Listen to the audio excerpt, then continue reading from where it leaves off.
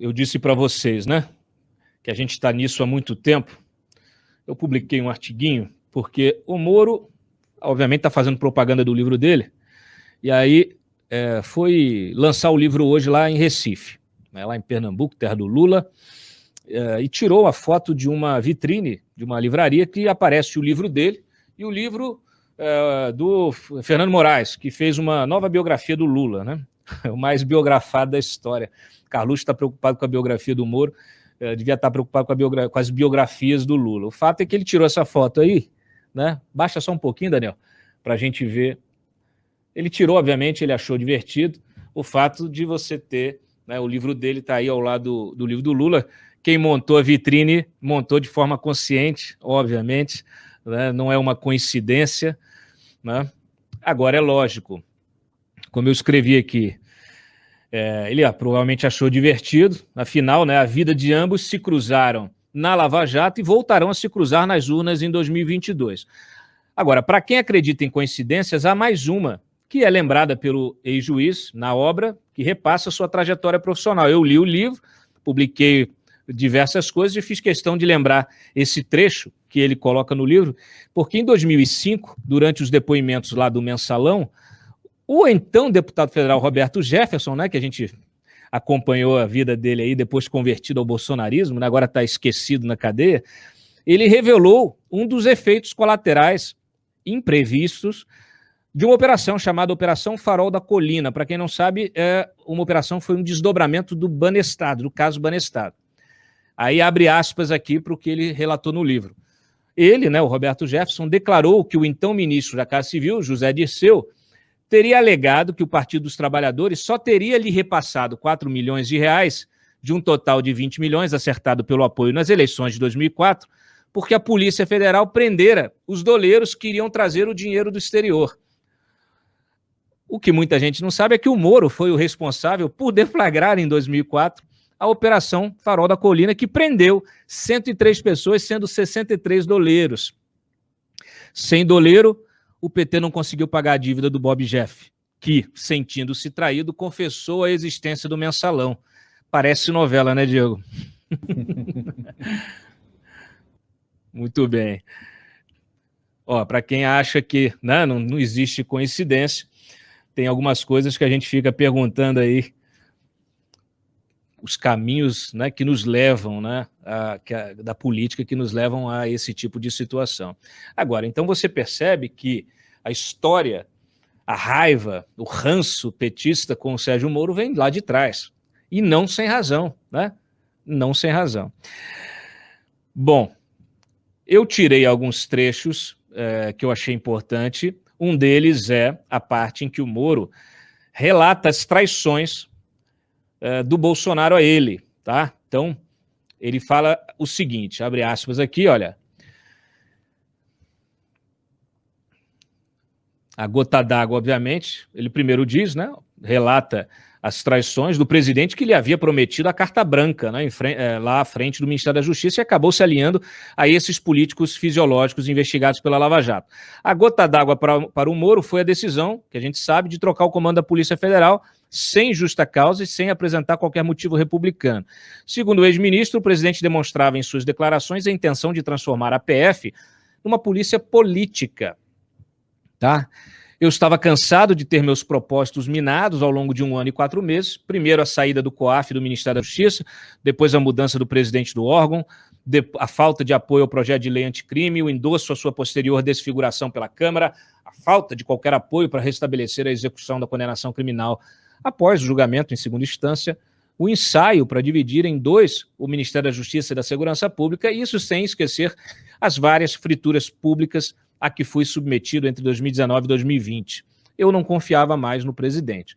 Isso é um trecho do livro, ele relata, esse artigo é grande, porque fala também das divergências políticas, né, do Bolsonaro em relação ao Moro. O Moro diz que essas divergências não se restringiram ao combate à corrupção. Elas incluíam a política de armas, a falta de enfrentamento da pandemia, o tratamento dado à questão indígena, a relação com a imprensa, a política de alianças com o Congresso e a política econômica. Segundo o Moro, no governo Bolsonaro, o presidencialismo de cooptação ressurgiu e com força e com toda a sua força, né? Percebe-se que o governo Bolsonaro também deixou de lado a agenda liberal, pelo menos na forma em que era inicialmente defendida, refugiando-se no populismo econômico e no patrimonialismo. Aqui aproveitou para dar um chega para lá no Guedes também, que foi o responsável por convidá-lo, né, por articular o convite que o levou ao governo. Ele, em determinado momento, disse, né, que ele, diante de toda essa situação, hoje, olhando em retrospectiva, diz que é fácil concluir que ele errou, mas naquele momento ele não tinha, obviamente, a visão do futuro. O fato é que ele destaca no livro a importância das manifestações populares, né, do apoio da sociedade à Lava Jato. Ele lembra a enorme manifestação, foi a maior manifestação já ocorrida no Brasil, em 13 de março de 2016, né, quando mais de 3 milhões de pessoas foram às ruas pacificamente. E aí ele lembra que nessas manifestações sempre tinham grupos, né, que defendiam intervenção militar, só que eram grupos pequenos. Ele até relata um grupo que se apostou ali na frente da Justiça Federal com a faixa de intervenção militar. Ele pediu gentilmente para as pessoas recolherem aquela faixa, porque isso sempre foi uma pauta estranha à Lava Jato. E aí ele diz que essa enorme energia física, infelizmente, levou ao governo, à presidência, uma pessoa que não estava preparada para ocupar o cargo. Consequência disso, 2 anos depois, teríamos uma eleição presidencial influenciada por toda essa energia cívica, mas essa pauta demandaria uma liderança política preparada que soubesse aproveitar aquele contexto para efetivamente romper com as práticas viciadas no trato da coisa pública. A eleição, no entanto, não nos trouxe a liderança necessária. Vendo retrospectivamente, os grupos que nas manifestações de apoio à Lava Jato eram absolutamente minoritários e defendiam a intervenção militar, acabaram tendo o seu candidato eleito. Embora equivocados, com uma pauta antidemocrática, prevaleceram por fim. E o candidato eleito, com o tempo, foi focalizando cada vez mais no discurso radical contra as instituições e abandonou de vez as ações e o discurso contra o sistema de corrupção e a cultura do patrimonialismo. Ao contrário, como se viu, o presidente retomou as mesmas alianças políticas que resultaram no extremo, nos escândalos de corrupção do Mensalão e do Petrolão. Diego, nós que acompanhamos nessas manifestações, você lembra, né, desses pequenos grupos, eram pequenos grupos, e o Bolsonaro, eleito com apoio 57 milhões de pessoas, acabou governando para esses radicais e acabou sem esse apoio, né, popular tão necessário, social, eleitoral tão necessário, virou as costas para a classe média, né, e passou a governar para esses radicais e também para esses grupos fisiológicos, né, porque um presidente fraco é a melhor coisa, é o que eles mais desejam. Eles são capazes de capturar esse presidente, capturar o governo, né? É isso que aconteceu.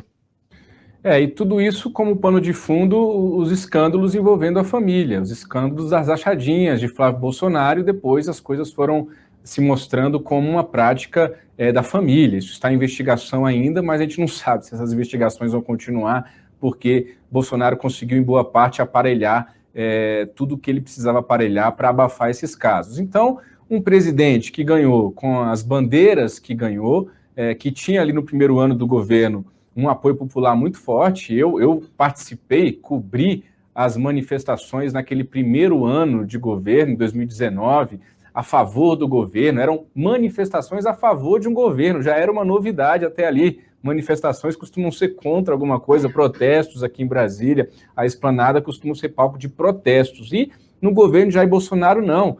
Em 2019 foram 2, 3, 4 manifestações consistentes em que os alvos eram, quem? Vocês se lembram? Eram os líderes do Centrão, incluindo o Rodrigo Maia, incluindo Davi Alcolumbre, que à época eram presidente da Câmara e do Senado, respectivamente. Foi ali que Jair Bolsonaro conseguiu o seu governo, sem fazer muito esforço, porque já tinha ali um recall do governo Temer, um entendimento na Câmara de que era necessário aprovar uma reforma da Previdência, mas foi ali naquele momento em que se aprovou a importante reforma da Previdência. Depois dali, o governo desandou, como nós vimos, e na pandemia se mostrou um governo não apenas inapto politicamente, como um governo desumano, um presidente da República sem empatia.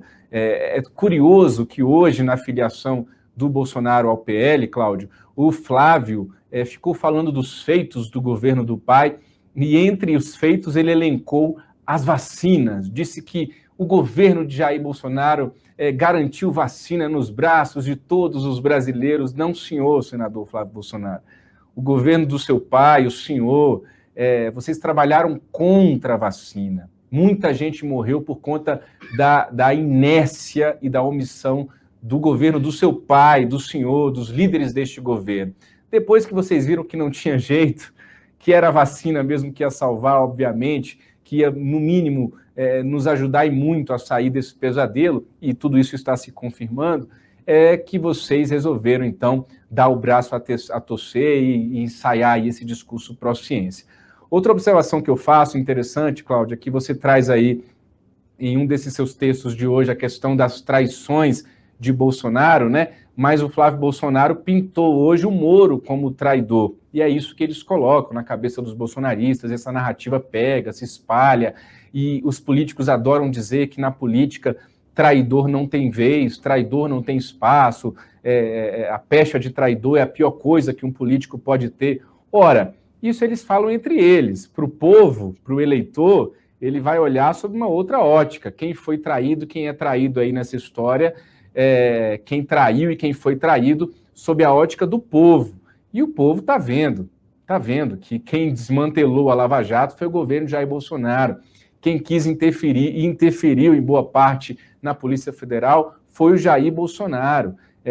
Quem trabalhou para não se aprovar a prisão na segunda instância no Congresso foi o Jair Bolsonaro, não foi Sérgio Moro, foi Jair Bolsonaro que traiu os seus eleitores, que traiu as bandeiras que o elegeram, Cláudio.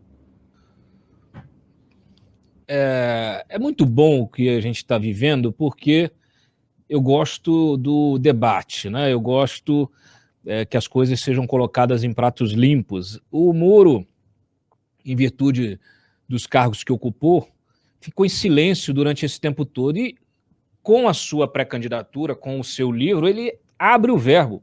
Ele simplesmente coloca tudo na mesa. E aí fica difícil para quem está do outro lado, seja bolsonarista, seja petista, reagir. Por quê? Porque é muito difícil você reagir diante dos fatos. Enquanto você está criando suas narrativas, beleza, você cria a narrativa, vai convencendo os desavisados, os incautos, aqueles que não assistem ao papo antagonista. Quando você coloca os fatos, se a pessoa tiver um pouquinho de paciência para entender, para ler, vai saber.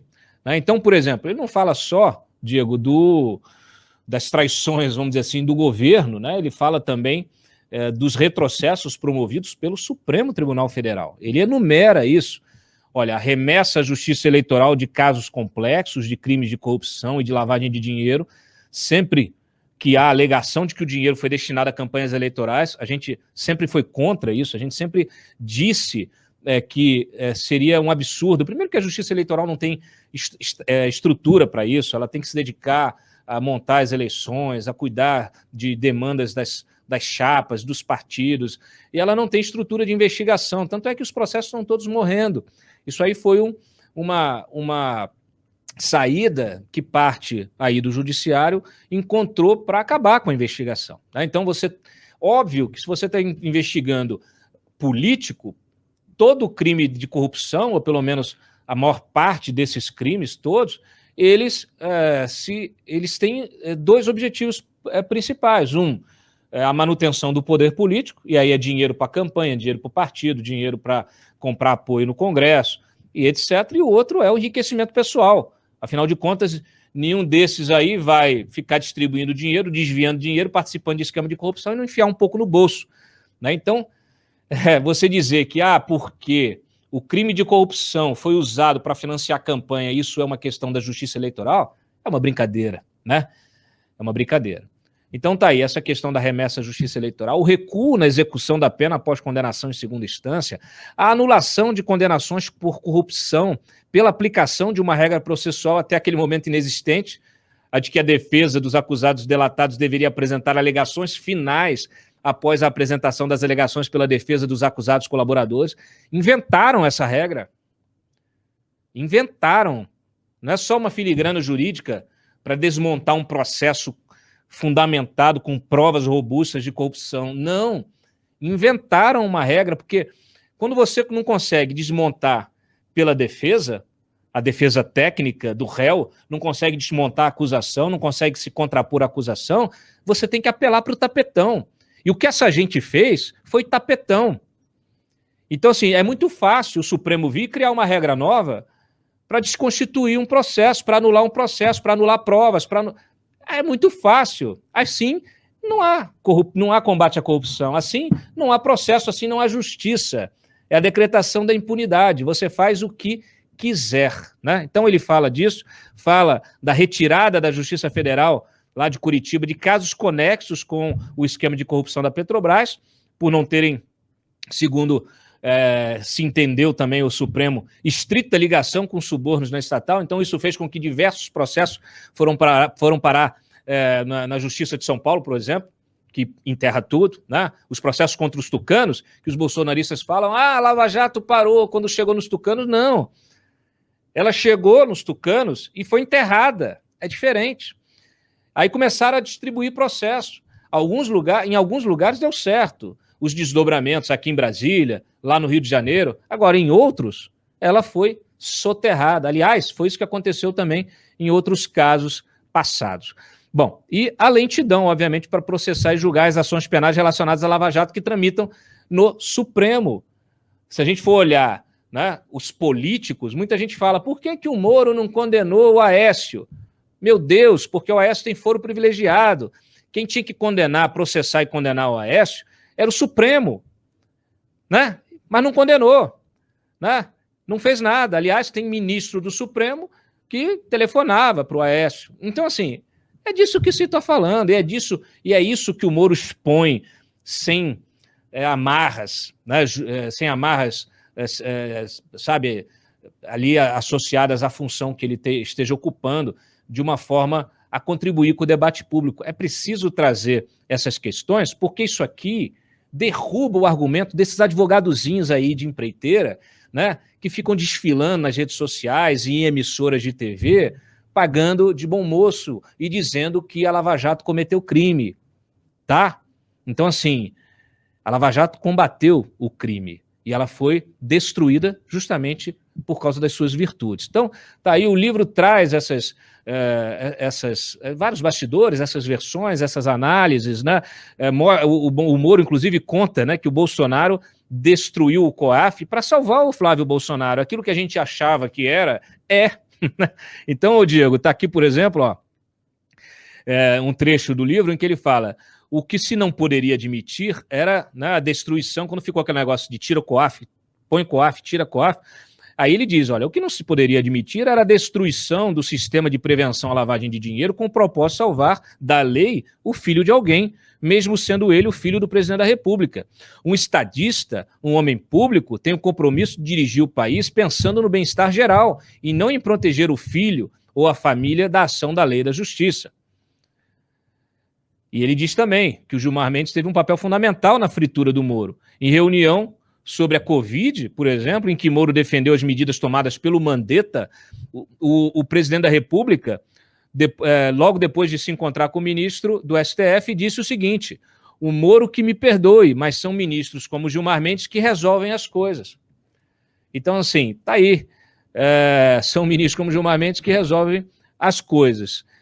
Ele também aproveita o livro, e eu encerro, para admitir o desejo dele de ocupar uma vaga no Supremo, mas que em momento nenhum ele condicionou isso ao cargo de ministro da Justiça, né? Então, obviamente, qualquer membro, integrante, operador do direito ou integrante do judiciário, até mesmo do Ministério Público, até algum advogado, ele sonha em ocupar o Supremo, uma vaga no Supremo, né? Ele sonha em ocupar uma vaga em tribunais superiores.